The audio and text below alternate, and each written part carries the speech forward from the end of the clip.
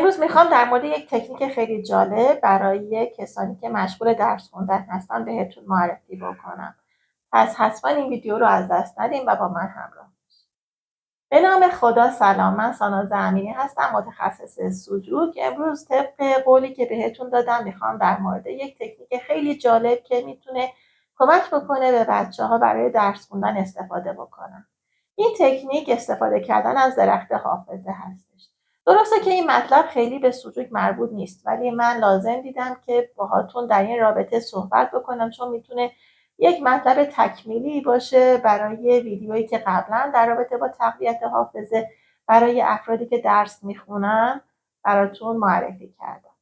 ببینید، این روش کاملا شناخته شده توی دنیا هستش و خیلی ها دارن ازش استفاده میکنن. امروز میخوام در مورد اصلا اینکه این تکنیک چجوری عمل میکنه برای شما و چجوری میتونین استفاده بکنین به همراه کاری که در رابطه با سوجوک بهتون قبلا گفتم براتون توضیح بدم.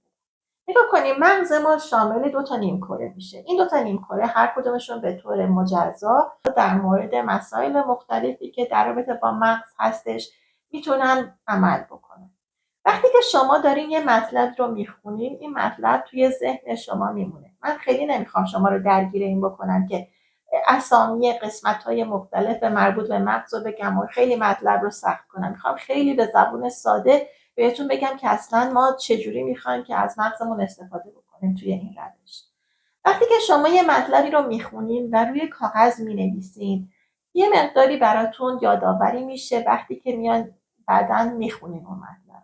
یعنی مثلا روشی که به طور سنتی ما همیشه ازش استفاده میکردیم، یه خلاصه نویسی از مطلبی که میخوندیم روی کاغذ داشتیم که مثلا فرض کنین کل یه بخش رو میومدیم توی 1 صفحه یا 2 صفحه خلاصه میکردیم و موقعی که نزدیک امتحان شد یه نگاهی روش میکردیم و میرفتیم سر امتحان و مطالب هم جسته گریخته به هر حال یادمون میمون. با این روش خوبیه، روش بدی نیست، ولی اومدن اینو بهینه‌اش کردن. به چه ترتیبی؟ اومدن گفتن که اولا توی ذهن ما بیشتر تصاویر ثبت میشه و شما وقتی که یه مطلبی رو به صورت تصویر و یک دفعه‌ای توی ذهن وارد میکنی بهتر توی ذهن میمونه و بعداً با استفاده از حس تصویرسازی که توی مغز هر کسی وجود داره میتونه اون مطالب رو برای خودش یادآوری بکنه.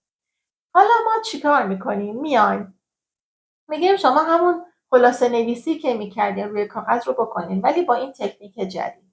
میایم اول یک موضوعی که میخوایم در موردش درس بخونیم رو توی ریشه یک درخت قرار میدیم، یک تنه بزرگ درخت براش میکشیم و شاخ و برگ های این درخت در حقیقت میشه اون مطالبی که ما میخوایم به یاد بیاریم بعد از اینکه مطالعه‌مون رو انجام دادیم.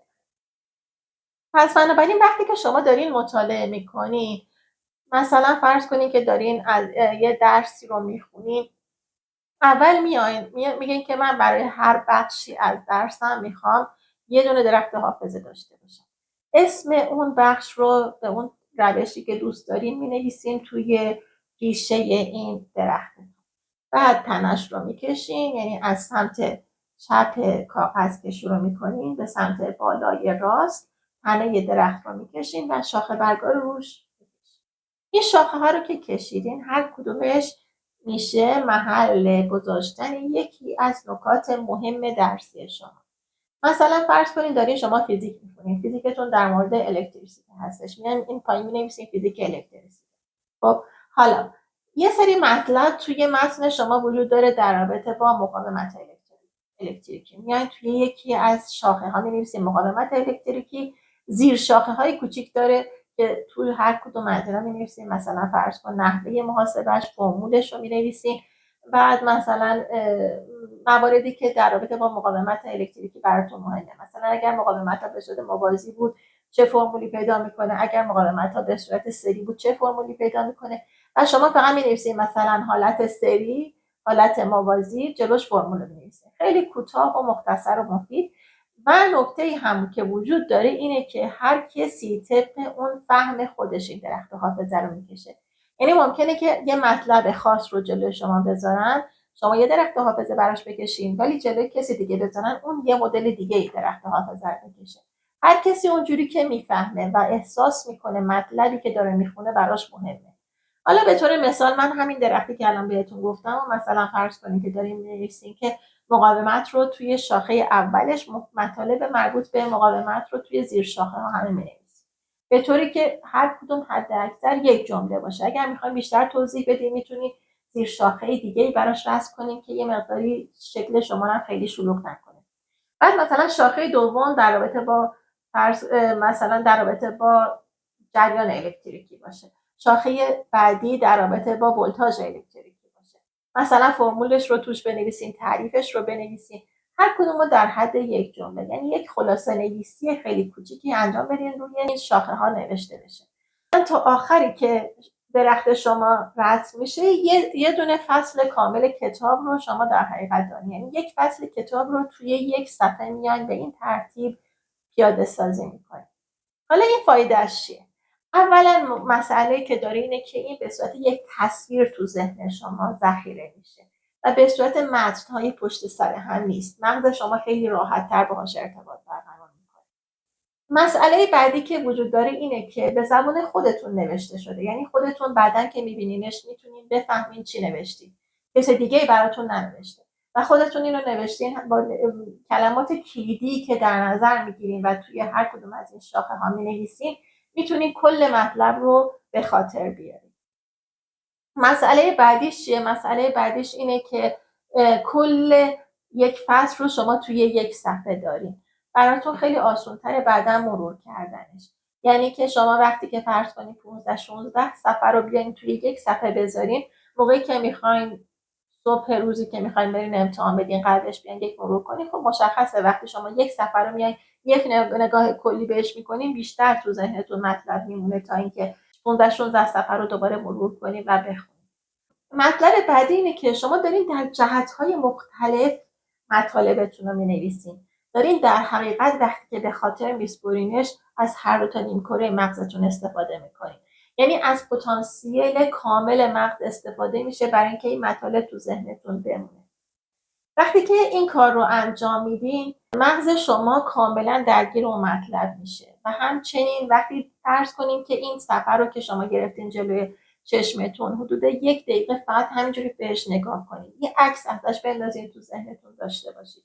اگر دقت کنین مثلا وقتی که شما دارین به یه عکس نگاه میکنین خیلی تو ذهنتون بهتر میمونه که مثلا افرادی که توی اون عکس هستن کیا هستن و چطور ژست گرفتن، در چه جهتی نشستن، چجوری دارن میخندن، لباسشون چه رنگیه، تا اینکه بیاد یه نفر براتون توضیح بده که بگه من وسط نشستم برادرم سمت چپم بعد لباساشون قرمزه یا سبزه، براتون توضیح بده.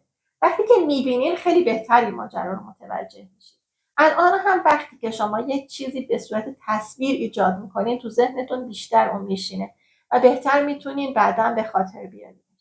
نمونه هایی از درخت حافظه رو من الان دارم خدمتتون نشون میدم. الان ببینید یک نمونه از درخت حافظه هستش، به چه ترتیبی این کار رو انجام داده و مطالب رو روش کشیده و شما میتونین ازش ایده بگیرید. این یه نمونه دیگه هستش که باز درخت حافظه رو براتون درست کرده. اگر هم خودتون بخواید میتونید ابتکار بزنید درخت حافظه رو به شکل یک درخت واقعی به این ترتیبی که توی این شکل میبینید داشته باشین و بهتر توی ذهنتون میمونه. یعنی که شما در حقیقت اون ایده اصلی رو دارین به این ترتیب نمایشش میدین و توی ذهنتون این ماجرا رو یادآوری میکنه. علاوه بر این که این مطالبی که خدمتتون گفتم رو انجام بدین خیلی راحت میتونین با چسبوندن گردو روی انگشتتون حافظتون رو تقویت بکنید، یا اینکه با اون روشی که توی این ویدیو که لینکش الان براتون فرستادم روی دستتون با استفاده از رنگ سبز و قهوه‌ای و قرمز کارهایی که بهتون گفتم رو روی انگشتتون انجام بدین، هر دو رو همزمان بکنید. این کار براتون قوقا میکنه و متوجه میشین که چقدر راحت مطالب به ذهنتون سپرده خواهد شد. حتما از این تکنیک استفاده بکنید و همچنین از تکنیک سوجوکی که بهتون گفتم. اگر از ویدیوی من خوشتون اومده حتما لایکش بکنید. این کانال رو به دوستانتون معرفی بکنین. هرچی ما وسیع‌تر بشیم تعداد بیشتری توی این کانال باشن انگیزه من هم بیشتر میشه، مطالب بیشتری به شما آموزش میدم و مطمئن باشین که من حالا باهاتون کار دارم و مطالب خیلی زیادی رو میخوام بهتون بگم. اگر در مورد هر کدوم از مواردی که من دارم توی ویدیوهام میگم نتیجه گرفتین، حتما توی کامنت ها برام بنویسین و اگر که سابسکرایب نکردین کانال رو تا الان حتما سابسکرایب بکنین، چون که توی ویدیوهای بعدی من میخوام روش‌های خیلی جالبی رو بهتون بگم برای حفظ سلامت و زیباییتون و مطمئنا مفید هستش و به دردتون میخوره.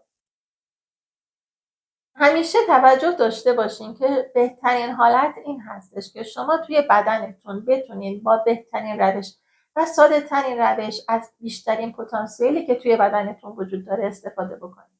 من کم کم توی ویدیوهای بعدی بهتون میگم که چجوری میتونید از حد اکثر انرژی های بدنتون استفاده بکنین. ارگان های مختلفی که توی بدنتون وجود دارن شما بتونید از حد اکثر انرژیشون استفاده بکنید. توی ویدیوی بعدی میخوام بهتون بگم که چجوری میتونین با استفاده از لاک ناخن یا اینکه رنگ کردن ناخن توی موارد مختلف بدنتون استفاده بکنین، انرژی های مختلف رو توی بدنتون کم و زیاد بکنین و بدونین که اگر میخواین لاک بزنین به ناخنتون از چه رنگی استفاده بکنین که برای سلامتی بدنتون مفید هستش.